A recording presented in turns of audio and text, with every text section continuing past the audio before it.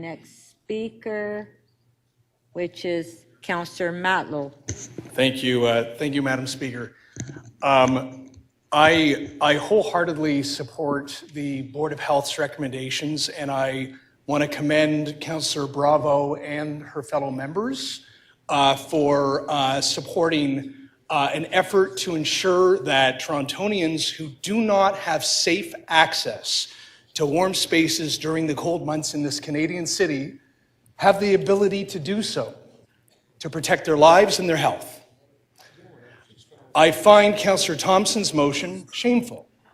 And the reason I believe it's shameful is because both it is obtuse to the crisis, to the urgency of this moment that we must meet. It aspires to this possibility that we will be bailed out by the federal or provincial governments, which they have proven not to do for us over and over and over again.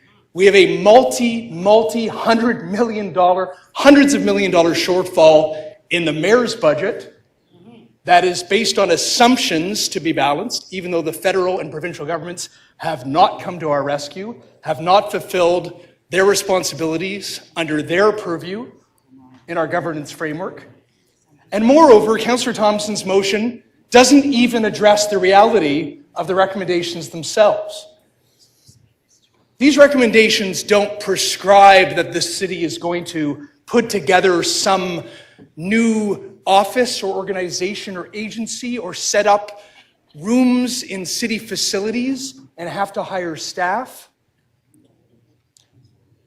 This motion says that we need spaces somewhere with somebody to have predictable access 24/7 in the cold months for people who are out in the cold. The Board of Health's recommendations does not solve the housing crisis.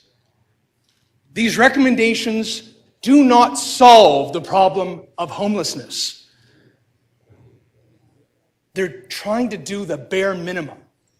The bare minimum.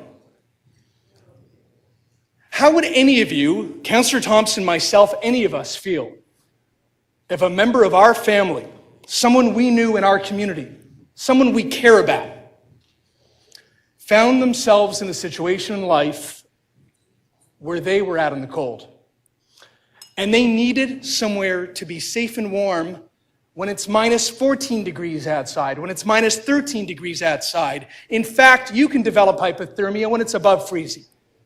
Never mind this arbitrary trigger of minus 15, or hoping that the general manager can scramble the resources at that moment, even though the community may not be aware of their access to somewhere at that moment at some time. That's absurd. That's not a plan.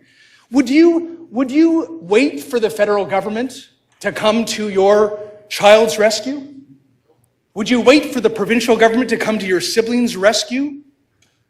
Would you write a letter saying, oh, please, will someone maybe one day, even though you've proven over and over again not to help us, come to the rescue of somebody, your neighbor, somebody in your community who's found themselves out in the cold? No, you wouldn't. Because that's not how we behave with each other. We're better than that. Torontonians are better than that. Torontonians care about each other. They support each other.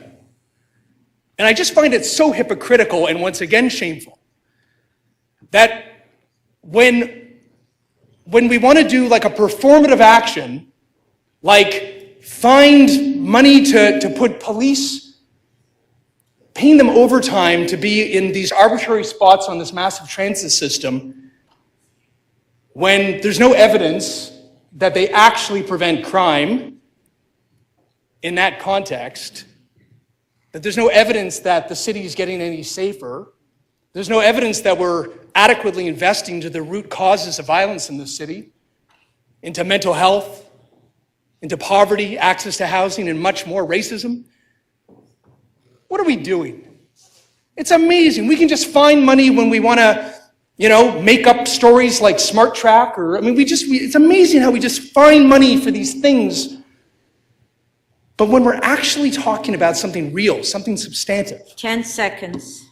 Access for life, safety, and health, well, let's just write a letter to the feds and province and hope they come to our rescue. That's absurd.